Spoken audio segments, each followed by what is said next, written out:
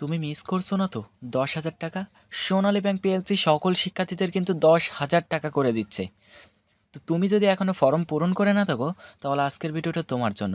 বা লেখাপড়ার ক্ষেত্রে টাকা কার না লাগে। সো তুমি যদি গরিব মেধাবী শিক্ষার্থী হয়ে থাকো, তাহলে আজকের ভিডিওটা খুবই খুবই খুবই গুরুত্বপূর্ণ তোমার জন্য। সোনালী ব্যাংক প্রথমে তাদের নোটিশে কি বলেছে আমরা একটু দেখে আসি, তারপর কিভাবে আবেদন করতে হয়, কবে টাকা পাবে, সব কিছু বিস্তারিত বলে দেবো আজকের ভিডিওতে। তো আমরা প্রথম যদি তাদের নোটিশটা একটু দেখি, দেখো আবেদন করতে গেলে তোমাদের যোগ্যতা কী থাকা লাগবে।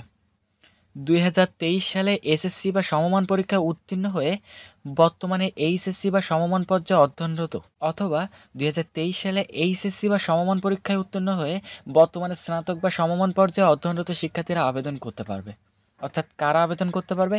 যারা 2023 সালে এসএসসি পরীক্ষা দিয়েছে এবং 2023 সালে এইচএসসি পরীক্ষা দিয়েছে, এরাই কিন্তু এখন আবেদন করতে পারবে। দেখি পরবর্তীতে কি বলে।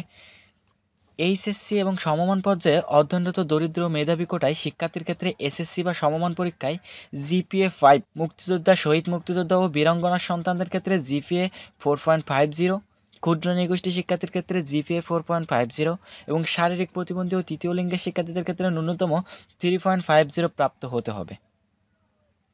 এটা কাদের? যারা বর্তমানে এইচএসসি পড়ছে, অর্থাৎ 2023 সালে যারা এসএসসি পরীক্ষা দিয়েছে তাদের এটা। এবং 2023 সালে যারা এইচএসসি পরীক্ষা দিয়েছে তাদের জন্য কেমন লাগবে? 5.00, মুক্তিযোদ্ধা, শহীদ মুক্তিযোদ্ধা এবং বীরাঙ্গনার সন্তানদের ক্ষেত্রে 4.50, ক্ষুদ্র নৃগোষ্ঠীদের ক্ষেত্রে 4.50 এবং শারীরিক প্রতিবন্ধী ও তৃতীয় লিঙ্গের শিক্ষার্থীদের ক্ষেত্রে ন্যূনতম জিপিএ 3.50। অর্থাৎ একই শর্তগুলো একই, যে তোমাদের কিন্তু 5.00 থাকা লাগবে, অর্থাৎ প্লাস পাওয়া লাগবে। এবং যদি ক্ষুদ্র নৃগোষ্ঠী হও তাহলে 4.50, মুক্তিযোদ্ধার সন্তান হলে 4.50 এবং প্রতিবন্ধী হলে 3.50। 2023 সালে এসএসসি পাস করা লাগবে এবং 2023 সালে এইচএসসি পাস করা লাগবে। দুইটা থেকে যে কোনো একটা তোমার যদি ফুলফিল হয় তাহলে পারবা। আবারও বলছি, তুমি 2023 সালে এসএসসি পরীক্ষা দিয়েছো অথবা 2023 সালে এইচএসসি পরীক্ষা দিয়েছো, দুইজনেরাই কিন্তু উপবৃত্তি পাবা। তো এবার দেখি নিচে আর কি কি আছে। এটা তারিখ দিছে কবে, এখানে অনেক নোটিশ আছে, সবগুলো পড়ার দরকার নাই। আমরা মূল তারিখটা দেখি। দেখো 20/11/2024, অর্থাৎ নভেম্বর মাসের 20 তারিখ থেকে আবেদন শুরু, আবেদন শেষ 9 ডিসেম্বর, অর্থাৎ আজকে কিন্তু 3 ডিসেম্বর। সো আর কিন্তু 6 দিন মাত্র বাকি। তো এর ভিতরে এই ওয়েবসাইটের ভিতরে দেখো এখানে লেখা আছে www.sonalibank.com.bd/CSR। এই ওয়েবসাইটে কিন্তু তোমাদের আবেদন করতে হবে। এবং কিভাবে আবেদন করতে হবে, আচ্ছা তোমাদের ফর্মটা একটু দেখিয়ে দিই। দেখো এখানে কি কি জমা দিতে হবে সব কিছু বলা আছে। আমরা এই সংক্রান্ত পরে একটা ভিডিও বানাবো। তোমরা যদি কমেন্টে রেসপন্স করো যে ভাইয়া কীভাবে আবেদন করবো এবং কবে টাকা পাবো, তাহলে আবেদনের সকল প্রসেস আমরা দেখিয়ে দেবো।